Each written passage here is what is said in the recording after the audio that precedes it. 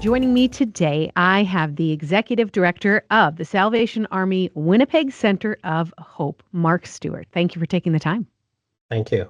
Yeah. So, before we get into the award that you were blessed to receive, let's talk a little bit about what is your role with the Salvation Army? So I'm the executive director at the Winnipeg Center of Hope. So primarily what we do here is emergency and transitional shelter. So we are the largest emergency and transitional shelter in Manitoba. We have at our high points just under 500 people a day that are staying in the building. Our average numbers are around 350 is where we probably feel most comfortable, but a lot of the work that we do is for people that are just falling through the cracks or coming into the country as refugee claimants. We work with a lot of families and a lot of children, which a lot of people don't realize that we do, but we do have a family shelter that works with domestic violence, women, and non-binary who are experiencing human trafficking. So my daily job is to really just to try to make other people around me better. Is really what I do, you know. So I have an amazing team of people that work here, and they really make me look good. Part of the reason for this award is I wouldn't have been able to do it on my own, but you know, I work with a really great group of people that believe in our mission and believe that you know, the work that we're doing here is important in our community. Absolutely. When it comes to people needing shelter, like you said, it may be some people who are falling through the cracks who initially are experiencing homelessness, or if there are people fleeing dangerous situations. What is the process like at the Salvation Army for people who might not know? Is it like, Kate, you get one night? Like, are you chatting about things as well? Mhm. What does that look like? So somebody that may be in need, you can come in many different ways. You can self-refer, which means just showing up at the door. You can be referred from a hospital. You can be referred from a correctional facility. And in fact, we do a lot of work within correctional facilities through our corrections team. At Christmas, we gave out over 5,000 gift bags in the correctional institutions just in Headingley and Stony Mountain, and very, very blessed to be able to do that work. But as you come to the building, it's really quite an easy process. You come in, you tell us what's going on with you. We sit down and we book you in. If you book into emergency shelter, that's a 3-month stay. And if you book into transitional shelter, which is a private room, 3 meals a day, and that's an 18-month stay. So what we want to do is kind of move people through the building from emergency to transition and back into community and not return to homelessness is the best idea or the best goal that we have. We do know that there's a lack of housing, so a lot of work that we do in the building is really actually advocate for more housing in the community, more low-income housing. And just as a Salvation Army, we do this nationally, trying to give people opportunities that they may not have if they don't connect to service. It's really incredible. I would love to know how long you've been with the Salvation Army. So I've been with the Salvation Army. It's getting close to 19 years, which is quite a long Wow. time. So yeah, which is it's so my journey, a bit of my journey really briefly is that you know, I've said this before that when I was in university I became homeless, and I was living in front of the Salvation Army in my car. It was not a nice car, but you know, I was experiencing homelessness and felt a lot of shame about I was working and I was in school, and just due to some really poor decision making, found myself in my car.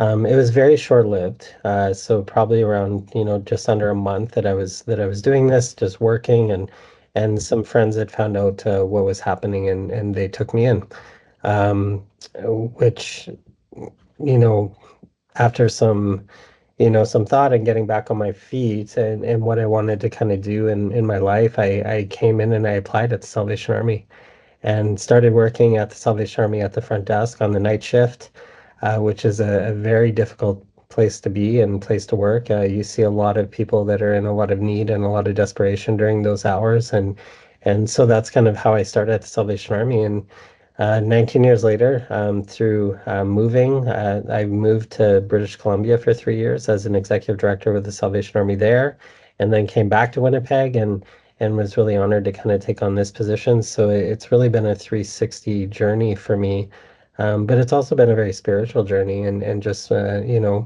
it's, I love the Salvation Army for many reasons. One of the reasons is that they saw something in me that I probably didn't see in myself, and that was through working with the pastors at Salvation Army. We at that time we ran addictions programming and just different types of programming, and to see the way that the Salvation Army officers worked with the people directly that were in need. The Salvation Army being a church that I belong to, we roll up our sleeves and we get dirty and we get down on the ground with people who need us, and that's just an amazing part of working for this organization. So the Salvation Army really saved my life. And I know that we're supposed to save others' lives, and we do a very good job at that. But it also saved my life, and the people and the leadership within the Salvation Army gave me opportunities that I never would have thought that I needed or wanted, and really, again, they saw something in me that I didn't see. And because of that, I've had an opportunity to be a part of something bigger than myself. Thank you so much for sharing your story. I really appreciate it.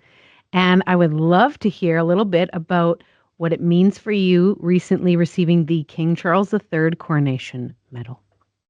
Um, it's very humbling. I have to say that. I went to the event, and I was just really humbled and honored to see the other people in the room and listen to the things that they've done, which is they're just incredible. Like, I don't even feel on the same level as some of the work that they've done. So I'm very honored. But as a Christian servant leader within our community, I felt very humbled and honored to be with those people. There was a gentleman that was getting an award, and he was a man. He was in the military and came back to Canada after the war and did many things. And just sitting with him and having a coffee, and just him telling me about his life, and actually then switching to what the Salvation Army did for him in his life was really cool, because that's not what I was expecting. And then another person in the room coming up to me and saying, my first job was at the Salvation Army, you know. So just the connections that the Salvation Army has in many people's lives, not just in the people that we serve that are downtown, but the work that we do with seniors and the work that we do in our churches and around the world. So it was very humbling. It was very weird because we don't get into this business to win medals or to earn medals. We get into this business, to really work with people and care for people, and that's our goal, right? So it was. I think the people around me were very excited. I was probably felt like it was very weird. But the people around me were very excited. My family was very excited, and you often don't think that you deserve these things, but the message from the people around me is that I did. So sometimes you just have to take that, and it is what it is. But none of this could have happened without the work that God has done in my life. I think that in my darkest hours of from being in my car to some difficult times, even through employment and working in community and working in British Columbia and seeing the pain that exists within the community.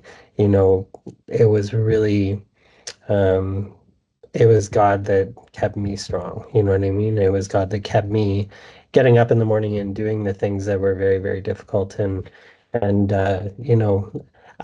an expression of God in this community, and the people that I work with are just such phenomenal people, and they walk with Christ as well, and we're very blessed. I'm very blessed, and again, I did not. There's no way I could have done this on my own. So I've accepted the award individually because that's how it's given. But I also know that we have people that are working here 24 hours a day, that are here at 3 in the morning, that have families that are really working with people that have very, very high needs. And I wish I could give everyone an award. And it's not just our organization. We work with great organizations where we work together, and I've been very, very blessed to work with great people and to collaborate with others. So yeah, I'm just honored. It's crazy. Like it's nuts. And I mean I know that it's a gesture. But at the same time it's a gesture, it's a recognition that maybe I've done a couple things okay, right? And that feels okay. So Well, I think that the incredible work that the Salvation Army does in Winnipeg to help so many who are slipping through the cracks is just amazing. Your work is inspiring and what you do. So thank you for taking the time and sitting down to talk about this, but also for the work that you do is really appreciated. thank you very much. I appreciate it.